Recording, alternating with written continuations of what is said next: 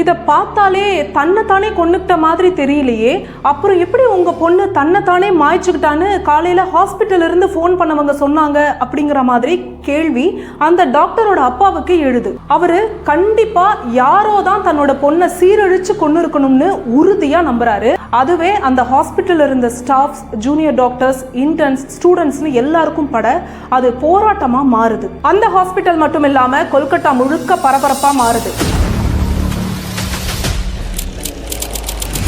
அந்த சம்பவம் நடந்த டைம்ல அந்த மெடிக்கல் காலேஜ்ல பிரின்சிபலா இருந்த சந்தீப் கோஷ் கிட்ட கேட்டப்ப தங்களோட ஹாஸ்பிட்டல் இருந்து யாரும் கால் பண்ணலன்னு சொல்லி மழுப்புனதோட ஒரு டியூட்டி டாக்டருக்கு நைட்ல செமினார் ஹால்ல என்ன வேலைன்னு இறந்து போன பொண்ணு மேலேயே தப்ப திணிக்க பாக்குறாரு. ஏற்கனவே இந்த சந்தீப் கோஷ் மேல ஹாஸ்பிட்டல் மேனேஜ்மெண்ட்ல ஒரு சில கம்ப்ளைண்ட்ஸ் இருந்து வந்திருக்கு.